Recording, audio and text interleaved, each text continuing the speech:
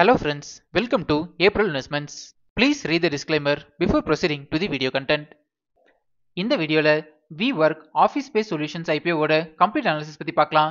இந்த company 2016ல incorporate பண்ணிருக்காங்க and இவங்க வந்து flexible workspace solutions providing businessல இருக்காங்க. இந்த கம்பெனி இவங்களோட business portfolioவை 3 verticalsா பிரிச்சிருக்காங்க. இதுல private office, co-working access and enterprise solution னு சொல்லிருக்காங்க.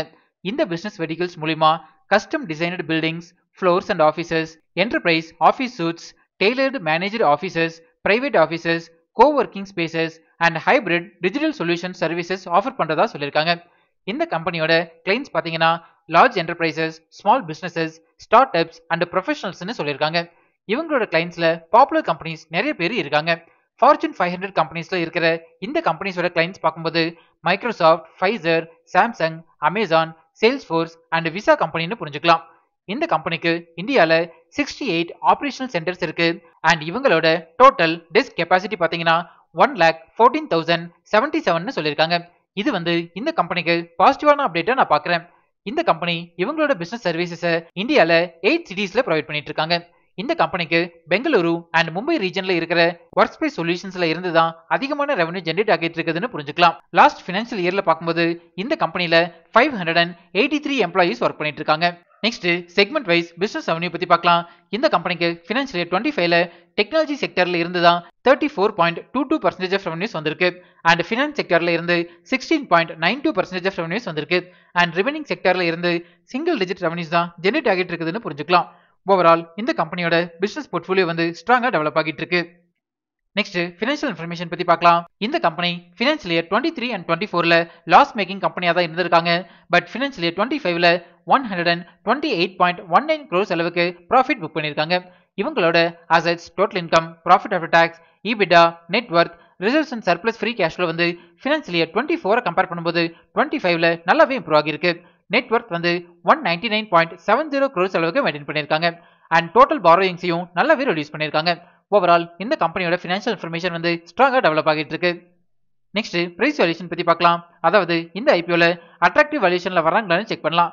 இந்த பிரைஸ் வேல்யூஷன் கால்குலேட் பண்றதுக்கு நம்ம யூஸ் பண்ற ஒன் ஆஃப் தி மெத்தட் வந்து price to earnings ratio calculation. ஒரு ஸ்டாக்கோட PE ரேஷியோ கால்குலேட் பண்றதுக்கு 2 இன்புட்ஸ் தேவைப்படும். இதுல ஃபர்ஸ்ட் இன்புட் வந்து ஐபிஓ பிரைஸ். இந்த ஐபிஓவோட லோயர் பிரைஸ் பேண்ட் 615 rupees சொல்லிருக்காங்க அண்ட் ஹையர் பிரைஸ் பேண்ட் வந்து 648 rupees per share சொல்லிருக்காங்க. இது வந்து டிமாண்டபிள் மெயின் போர்டு ஐபிஓ அப்படிங்கிறதுனால ஹையர் பிரைஸ் பேண்டை நம்ம கன்சிடரேஷனுக்கு எடுத்துக்கலாம். அண்ட் செகண்ட் இன்புட் வந்து earnings per share. இந்த EPSனா என்ன, இதோட அப்ளிகேஷன் என்ன அண்ட் இதை எப்படி கால்குலேட் பண்றது அப்படிங்கிற டீடைல்டு வீடியோ நம்ம சேனல்ல நான் ஆல்ரெடி பப்ளிஷ் பண்ணிருக்கேன். அந்த வீடியோவை இதோட என் கார்டு அண்ட் டிஸ்கிரிப்ஷன்ல தரேன், நீங்க ரெஃபர் பண்ணிக்கோங்க. இந்த கம்பெனியோட earnings per share வந்து ஃபினான்ஷியல் இயர் 25ல 9.93 சொல்லிருக்காங்க. இந்த ரெண்டு பாராமீட்டர்ஸை யூஸ் பண்ணி ஸ்டாக்கோட PE ரேஷியோ கால்குலேட் பண்ணீங்கன்னா 65.26 வரும். இப்போ இந்த ஸ்டாக் PE ரேஷியோவை இந்த மாதிரி ஒர்க் ஸ்பேஸ் சொல்யூஷன்ஸ் ப்ரொவைட் பண்ற இண்டஸ்ட்ரி ஆவரேஜ் PE ரேஷியோவோட கம்பேர் பண்ணலாம். இண்டஸ்ட்ரி ஆவரேஜ் PE ரேஷியோ வந்து 59.38 சொல்லிருக்காங்க. இண்டஸ்ட்ரி ஆவரேஜ் PE ரேஷியோவோட கம்பேர் பண்ணும்போது ஸ்டாக் PE ரேஷியோ வந்து ஸ்லைட்டா அதிகமா இருக்கு. இந்த ரீசனால எக்ஸ்பென்சிவ் வேல்யூஷன்ல வராங்கன்னு புரிஞ்சுக்கலாம். நம்ம டெலிகிராம் சேனலோட டிஸ்கிரிப்ஷன் வந்து இப்படிதான் மென்ஷன் ஆகிருக்கும். கரண்டா நம்ம டெலிகிராம் சேனல்ல 7,845 சப்ஸ்கிரைபர்ஸ் இருக்காங்க. இன்கேஸ் நீங்க ஃபேக் டெலிகிராம் சேனல்ல ஜாயின் பண்ணிருந்தீங்கன்னா அதுல இருந்து எக்ஸிட் பண்ணிக்கோங்க. இந்த சப்ஸ்கிரைபர்ஸ் கவுண்டை டெய்லி பேசிஸ்ல நான் அப்டேட் பண்ணிட்டே இருப்பேன், நீங்க ரெஃபர் பண்ணிக்கோங்க. நெக்ஸ்ட் ஃபண்டமெண்டல் பாராமீட்டர்ஸ் பத்தி பார்க்கலாம். இந்த கம்பெனியோட ரெவன்யூ ஃப்ரம் ஆபரேஷன்ஸ் வந்து இயர் ஆன் இயர் கேட்டகரியில ஸ்ட்ராங்கா டெவலப் ஆகிட்டு இருக்கு அண்ட் பேட் மார்ஜின் பாத்தீங்கன்னாலும் நல்லாவே டெவலப் பண்ணிட்டு இருக்காங்க. ஃபண்டமெண்டல் பாராமீட்டர்ஸான ROCE, return on capital employed percentage வந்து ஃபினான்ஷியல் இயர் 25ல 37.52% அளவுக்கு மெயின்டைன் பண்ணிட்டு இருக்காங்க. ஜென்ரலா இந்த பாராமீட்டர் வந்து 15%க்கு மேல இருந்தாலே ஃபண்டமெண்டலி ஸ்ட்ராங் கம்பெனின்னு நான் சொல்லியிருக்கேன். அண்ட் இவங்களோட நெட் மெம்பர்ஷிப் ஃபீஸ் பாத்தீங்கன்னா இயர் ஆன் இயர் கேட்டகரியில நல்லாவே இம்ப்ரூவ் ஆகிட்டு இருக்கு. நெக்ஸ்ட் டிவிடெண்ட் டீல்ஸ் பத்தி பார்க்கலாம். இது வரைக்கும் இந்த கம்பெனி எந்த டிவிடெண்டுமே கொடுத்தது இல்ல. நெக்ஸ்ட் பியர் அனாலிசிஸ் பத்தி பார்க்கலாம். ஒர்க் ஸ்பேஸ் சொல்யூஷன்ஸ் ப்ரொவைட் பண்றதுல இந்த கம்பெனிக்கு லிஸ்டட் பேர்ஸ் பாத்தீங்கன்னா office space solutions, Smart Works, coworking spaces and IndiQube spaces. இதுல இந்த 3 பேர் கம்பெனிஸுமே ரீசெண்டா IPO லிஸ்ட் ஆன கம்பெனிஸ்னு புரிஞ்சுக்கலாம். ரெவன்யூ ஃப்ரம் ஆபரேஷன்ஸ்ல கம்பேர் பண்ணும்போது இந்த கம்பெனி லீடிங் பொசிஷன்ல இருக்காங்க அண்ட் ஃபண்டமெண்டல் பாராமீட்டர்ஸ்ல பார்க்கும்போது ஸ்ட்ராங்கான பொசிஷன்ல இருக்காங்கன்னு புரிஞ்சுக்கலாம். நெக்ஸ்ட் இண்டஸ்ட்ரியல் அனாலிசிஸ் பத்தி பார்க்கலாம். ரீசெண்ட் டைம்ல அதாவது ஸ்பெசிஃபிக்கா ஆஃப்டர் கோவிட்க்கு அப்புறம் இந்த மாதிரி work space solutions providing business வந்து இந்தியால நல்லாவே டெவலப் ஆகிட்டு இருக்கு அண்ட் இது வந்து நியூ டெக்னாலஜி பேஸ்டு இண்டஸ்ட்ரின்னு புரிஞ்சுக்கலாம். இந்த இண்டஸ்ட்ரி ஃபினான்ஷியல் இயர் 25ஓட ஃபோர்காஸ்ட் படி பார்க்கும்போது 5.12% CAGRல டெவலப் ஆகிட்டு இருக்கிறதா சொல்லியிருக்காங்க. அண்ட் இந்த பர்டிகுலர் இண்டஸ்ட்ரி வந்து இன்னுமே ஸ்ட்ராங்கா டெவலப் ஆகிறதுக்கான பொட்டன்ஷியல் இருக்கிறதா நான் பார்க்குறேன். நெக்ஸ்ட் ரிஸ்க் ஃபேக்டர்ஸ் பத்தி பார்க்கலாம். நான் அனலைஸ் பண்ண வரைக்கும் இந்த கம்பெனில மேஜர் ரிஸ்க் ஃபேக்டர்ஸ் எதுவுமே கிடையாது. பட் நோட்டபிள் ரிஸ்க் ஃபேக்டர்னு பாத்தீங்கன்னா இந்த ஐபிஓ கம்ப்ளீட்டாவே ஆஃபர் ஃபார் சேல் தான். அதாவது இந்த ஐபிஓல இருந்து ஜெனரேட் ஆகிற ஃபண்ட்ஸ் வந்து இந்த கம்பெனியோட செல்லிங் ஷேர் ஹோல்டர்ஸுக்கு தான் போகும்.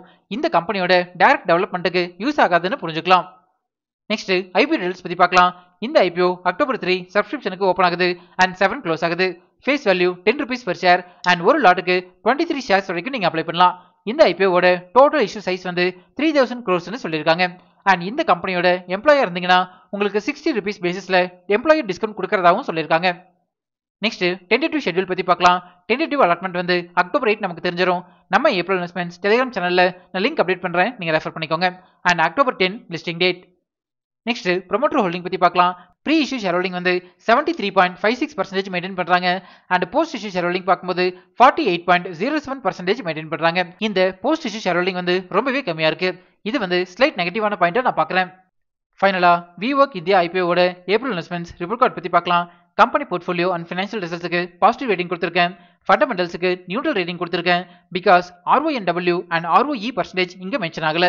Price valuation, peer comparison and issue டைப்புக்கு நெகட்டிவ் ரேட்டிங் கொடுத்திருக்கேன். அண்ட் பிசினஸ் ரிஸ்க் ஃபேக்டர்ஸ்க்கு பாசிட்டிவ் ரேட்டிங் கொடுத்திருக்கேன். கரண்டா இந்த ஐபிஓ வந்து 15 rupees பாசிட்டிவ் ஜிஎம்பில ட்ரேட் ஆகிட்டு இருக்கு. அதாவது அரௌண்ட் 2% அளவுக்கு லிஸ்டிங் கெயின் கொடுக்கறதுக்கான சான்சஸ் அதிகமாகவே இருக்கு. பட் இந்த ஜிஎம்பி வேல்யூ வந்து நிப்டி 50யோட ஃபிளக்சுவேஷன்ஸ்க்கு ஏற்ற மாதிரி மாடிஃபை ஆகும்னு புரிஞ்சுக்கலாம். இந்த ஜிஎம்பி வேல்யூவோட டைம் டு டைம் அப்டேட்ஸை நம்ம டெலிகிராம் சேனல்ல நான் ஷேர் பண்ணிட்டே இருப்பேன், நீங்க ரெஃபர் பண்ணிக்கோங்க. ஃபைனலா நான் வந்து இந்த ஐபிஓல செகண்ட் டே சப்ஸ்கிரிப்ஷனை பார்த்துட்டு அப்ளை பண்ணலாமா வேண்டாமா அப்படிங்கிற டெசிஷன் எடுக்க போறேன். நீங்க இந்த ஐபிஓல அப்ளை பண்ண போறீங்களா இல்லையா அப்படிங்கறத நம்ம கமெண்ட்ஸ்ல சொல்லுங்க. இப்போ நம்ம சேனல் வந்து இன்ஸ்டாகிராம்லயும் ஆக்டிவா இருக்கும். ஸ்கிரீன்ல தெரியற இந்த லிங்கை ஸ்கேன் பண்ணி இன்ஸ்டா சேனல்ல ஃபாலோ பண்ணிக்கோங்க. இன்ஸ்டாகிராம்ல உங்களோட டவுட்ஸ் அண்ட் பர்சனல் மெசேஜஸை எனக்கு டைரக்டாவே சென்ட் பண்ணுங்க. நம்ம இன்ஸ்டால டிஸ்கஸ் பண்ணலாம்.